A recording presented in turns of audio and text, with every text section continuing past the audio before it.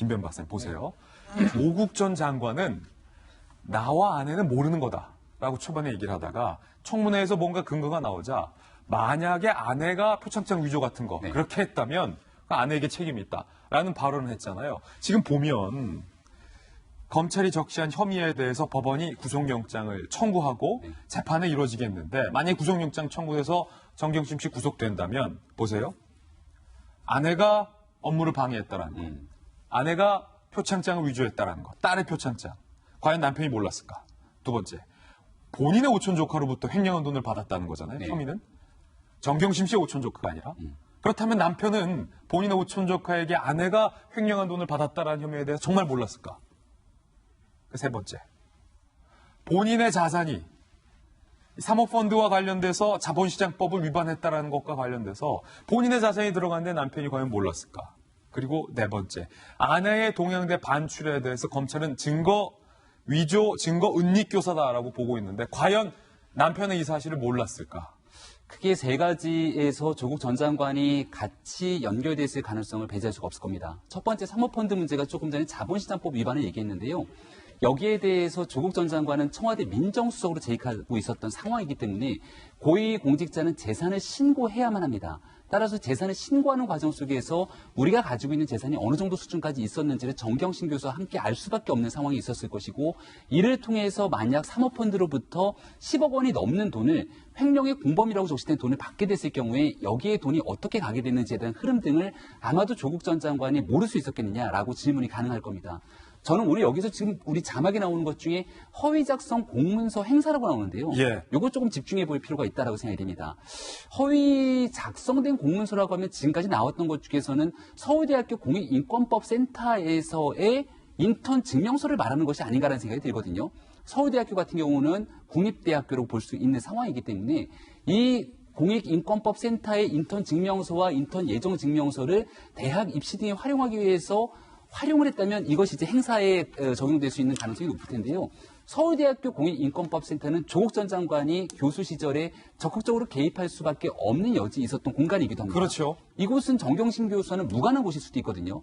만약에 허위 공문서가 작성돼 있는 부분들을 행사했다면 허위 공문서 작성에 관한 부분들은 과연 나중에 어떤 식으로 연결될 수 있는지를 확인할 수 있을 것이고 조금 전에 얘기했던 증거인멸 같은 경우는 조국 전 장관의 자택인 방배동 자택에서도 PC가 교체되는 일들이 일어났습니다. 하드디스크가.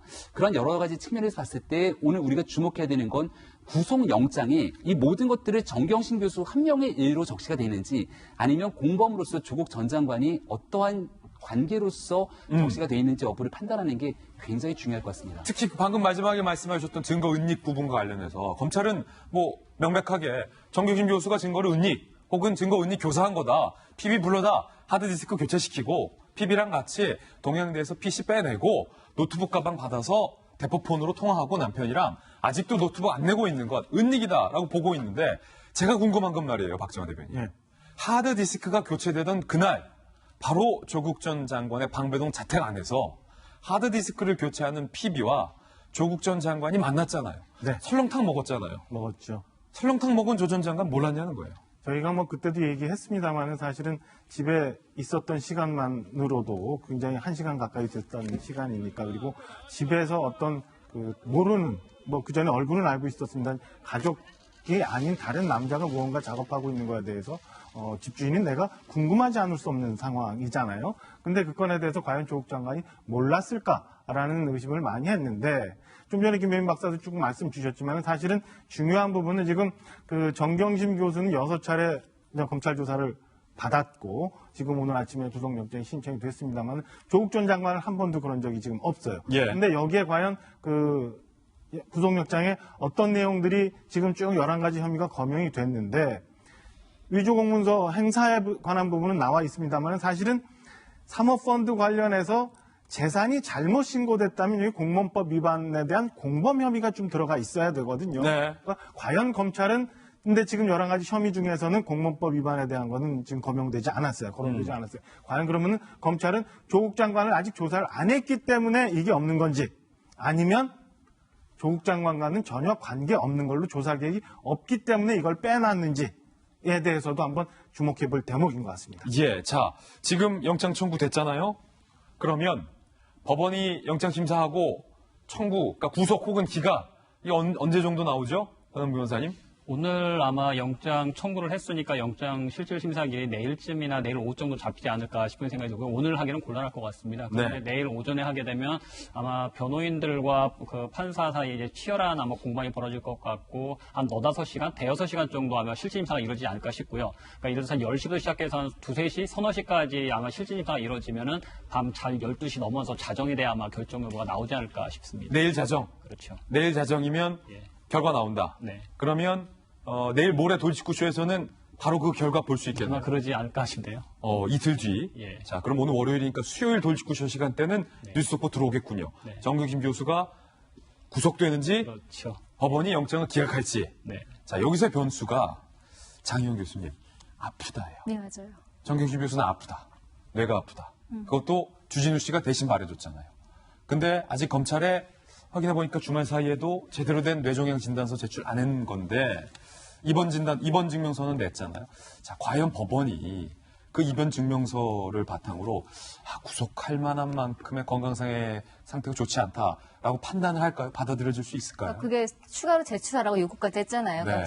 그러니까 법적인 절차에 맞는 법적 요건을 갖춘 제대로 된 진단서를 추가 제출하라라고 정경심 씨에게 이제 검찰이 요구를 한 상태에서 사실 주말 동안에 그 종합병원에 가서 진단서를 새로 떼오라라고 저는 들었는데 네. 그게 참작이 된 건지 아닌지까지는 지금 속보만 나온 상태로는 모르겠어요. 만약에 새로운 진단서 내용상 초기에 주진우 씨가 주진우를 통해 언급됐던 뇌종양이냐 뇌경색 이런 정도의 심각한 상태가 아니라면 그럼 구속영장을 청구해도 좋겠다라는 판단하에 청구한 것인지 아니면 추가 제출이 아직 이루어지지 않았기 때문에 검찰의 요구에 응하지 않았기 때문에 일단은 구속영장을 청구한 것인지는 모르겠습니다만 검찰의 가장 큰 부담감은 말씀하신 그 부분이었었거든요. 그럼에도 불구하고 11개 혐의나 적용을 해서 구속영장을 청구했다라는 것은 진단서가 정말 만약에 추가로 제출된 진단이 있든 없든 간에 그 새로운 진단서에 정말 아주 심각한 게 아닌 이상은 반드시 구속영장을 청구해야 되겠다는 검찰의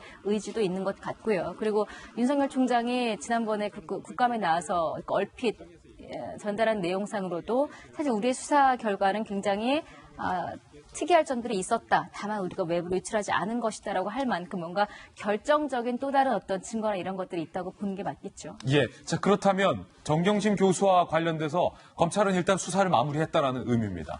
내가 수사를 마무리했고 수사 마무리한 그 결론을 바탕으로 구속영장에 기재를 해서 법원에 청구를 한 건데 자, 변호인 변호사님, 그러면 정경심 교수와 관련해서 검찰이 어느 정도 수사 결과는 언제쯤 발표하는 건가요?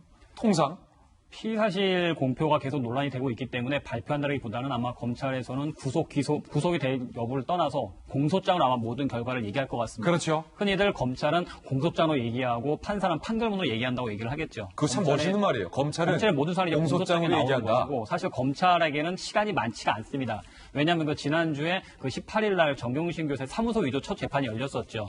그때 이제 변호인들은 지속적으로 증거 기록을 봐야지 우리가 재판을 대비할 수 있지 않겠냐고 강력히 항의를 했었습니다. 그때 이제 검찰에서는 다른 공범들에 대한 공개가 될 수도 있고 수사가 진행되기 때문에 공개하기가 상당히 곤란하다는 얘기를 했었고요. 사실 이례적이긴 합니다. 그래서 법원에서도 어쨌든 피고인의 방어권 행사를 하기 위해서는 증거 기록을 봐야 되는 거니까 앞으로 2주 이내에 좀 복수할 수 있도록 좀 허락을 해달라라고 요청을 했었고요. 그러니까 검찰로서는 시간이 많지 않습니다. 이번 주를 넘어가게 될 경우에는 사무소 위조 재판에 있어서도 뭐 변경시의 변호인 쪽에서는 증거 기록 없고 어떻게 재판을 하라는 말이냐 말도 안 된다라는 공방이 될 거고 판사 입장에서도 아니 사무소 위조 재판이 하라는 말이냐 말라는 말이냐 공소장 가지고 어떻게 재판하겠느냐 증거가 없는데 라고 나오기 때문에 검찰로서는 사실 이번 주밖에 시간이 없습니다.